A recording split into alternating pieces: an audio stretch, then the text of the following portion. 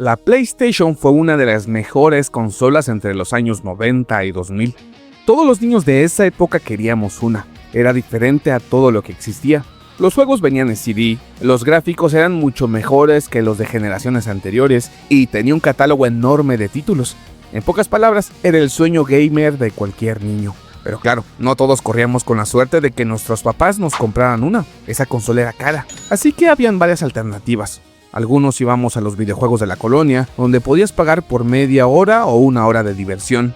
Otros tenían ese tío que vivía en Estados Unidos y regresaba de visita con regalos legendarios. Y luego estaban los que vivieron una de las experiencias más agridulces de su infancia, que sus papás les compraran la PlayStation. Esa consola, si es que le podemos llamar así, salvaba el bolsillo de tus papás porque era muy barata, pero también podía convertirte en el hazmerreír de la escuela. O quizás no. Hola, soy Javier y esto es Paradoja 404, el canal donde recordamos traumas de la infancia con una pizca de humor y drama exagerado. Si te gusta la nostalgia, la cultura pop y los videojuegos, dale like, suscríbete y activa la campanita.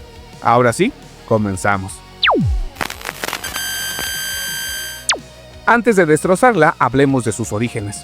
La PlayStation en realidad nace gracias a una de las consolas más legendarias de la historia, la NES. Una consola doméstica de 8 bits que revolucionó la industria de los videojuegos. Más específicamente, todo comenzó con la Famicom, la versión japonesa de la NES. En 1986, algunos entusiastas de la electrónica descubrieron algo muy interesante, una forma de reducir el tamaño de la placa de la Famicom y convertirla en un chip diminuto. Así nacieron las NOAC, NES on a Chip, una NES completa metida dentro de un pequeño chip.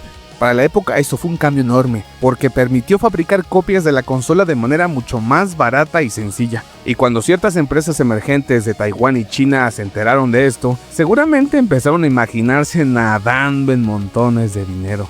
Pero nuestros amigos, que ya tenían bastante experiencia en el noble arte de la piratería, sabían algo muy importante. No podían vender estas consolas en cualquier lugar, así que pusieron su mirada en regiones como Latinoamérica, África y Europa del Este.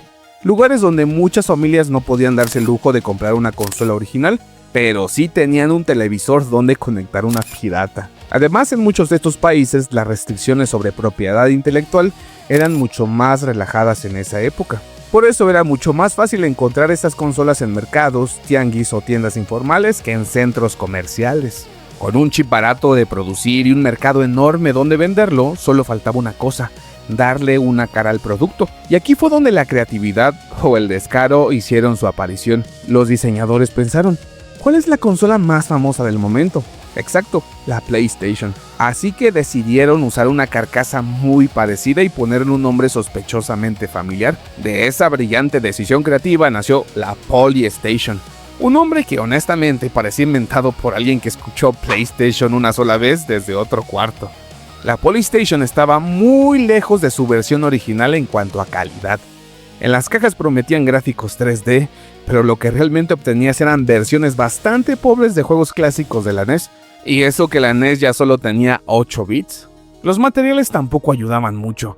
Los botones dejaban de funcionar después de unos meses, los cables de los controles se pelaban con facilidad, los cartuchos eran tan frágiles que si se caían al suelo, prácticamente podías despedirte de ellos.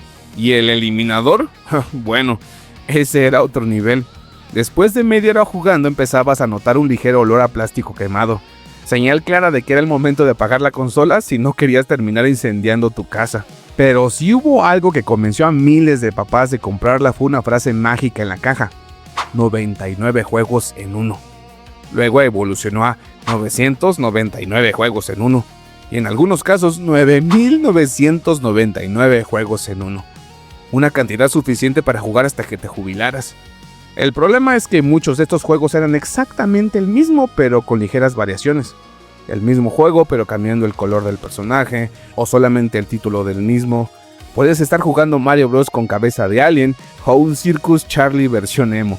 Técnicamente, juegos distintos. En la práctica, no tanto. Aunque la PlayStation fue una de las más famosas, no fue la única. De hecho, existieron varias generaciones de consolas piratas. La primera generación apareció con clones de la NES. Luego llegó la segunda generación con copias bastante dudosas de la Super Nintendo y la Sega Mega Drive. Con el paso del tiempo apareció la tercera generación, donde nacieron las famosas PlayStation. Y finalmente, la cuarta generación trajo cosas aún más raras. Copias de consolas portátiles, consolas integradas en DVDs o incluso dispositivos híbridos. Sí, hubo DVDs que también eran consolas. La creatividad pirata no tenía límites. La PlayStation podía hacer dos cosas. Desilusión cuando tus papás te prometían la PlayStation original, pero por desconocimiento terminaban comprando la pirata porque pensaban que era lo mismo. Pero cuando de verdad no alcanzaba el dinero en casa y aún así hacían el esfuerzo de comprarte la pirata, pues uno le sacaba todo el jugo posible. Con el avance de la tecnología, las consolas comenzaron a mejorar sus sistemas de protección contra la piratería. El mercado también se diversificó, ofreciendo opciones más accesibles. Además aparecieron los celulares y las tablets, donde puedes descargar muchísimos juegos gratis, entre comillas, porque ya sabemos cómo funcionan esas compras dentro de la aplicación. Por eso, las PlayStation han ido quedándose en el olvido. No es que hayan desaparecido completamente. De hecho, existen copias hasta de la Play 5, pero ya no tienen el mismo impacto de antes. Hoy se han convertido en objetos de colección, especialmente los modelos más raros. Y para muchos, también son recuerdos de una infancia increíble en los años 90 y 2000. Gracias por quedarte hasta el final de este video. Déjame en los comentarios, ¿tuviste alguna PlayStation en tu infancia? ¿Te decepcionó o le sacaste horas de diversión? Nos vemos en la próxima paradoja.